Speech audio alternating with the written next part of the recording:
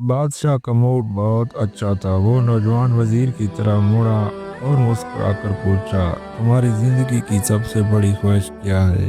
वजीर शर्मा गया, उसने मुंह नीचे कर लिया। बादशाह ने कहकर लगाया और बोला, तुम घबराओ मत, बस अपनी जिंदगी की सबसे बड़ी ख्वाहिश बताओ। वजीर घुटनों पर झुका और आजिज़ी से बोला, हुजूर, आप दुनिया की पूरे मुल्क में फिरा मगर उसे कोई तसल्ली बख्श जवाब ना मिल सका। वो मारा मारा फिरता रहा, शहर शहर गांव गांव की खाक छानता रहा हुआ था।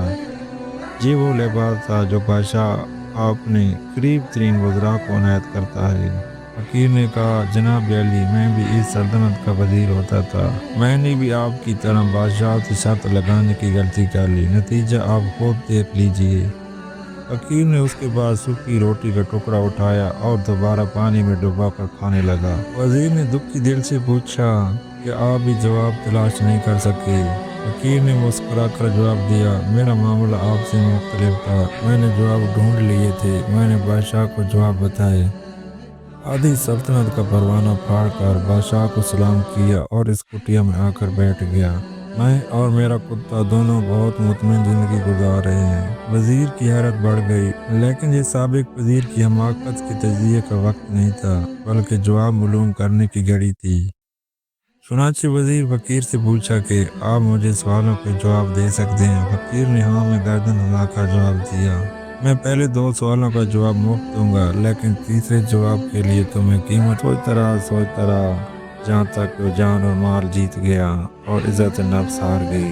वजीर ने प्याला उठाया और एक ही सांस में दूध पी ली। फकीर ने एक जोरदार कहका लगाया और बोला, मेरे बच्चे, इंसान की सबसे बड़ी कमजोरी गर्द होती है। ये उस कुत्ते का झूठा दूध पीने में मजबूर कर देती है, और ये वो सच है जिसने मुझे सल्तनत का परवाना फाड़कर इस कुटिया में बैठने पर मजबूर कर दिया। मैं जान गया था, मैं जूं जूं जिंदगी की धोखे में आऊँगा, मैं मौत की सच्चाई को फरमोश करता जाऊँगा।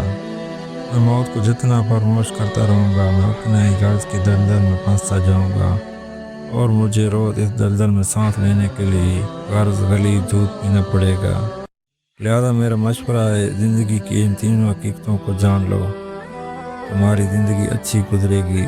वजीर शर्मिंदगी और खुद तरसी का तोहफा लेकर फकीर की कुटिया से निकला और महल की तरफ चल पड़ा। वो जूं जूं महल के करीब पहुंच रहा था, उसके साथ शर्मिंदगी में इजाफा हो रहा था, उसके अंदर जिल्लत के साथ बढ़ रहा था। वो इस एहसास के साथ महल के दरवाजे पर पहुंचा, उसके सीने में खौफ। हमें ये सोचना चाहिए, हम लोग कहीं जिंदगी के धोखे में आकर गर्द के पीछे तो नहीं भाग रहे, हम लोग कहीं मौत को फरमाश तो नहीं कर बैठे, और हम कहीं इस कहानी के वजीर तो नहीं बन गए। मुझे यकीन है हम लोगों ने जिस दिन ये सोच लिया, उस दिन हम घर के गलीज प्यालों से बालतर हो जाएंगे। अगर आपको आज की वीडियो पसंद आई हो तो उसे लाइक करें, दोस्तों में शेयर करें, हमारे चैनल को सब्सक्राइब करें।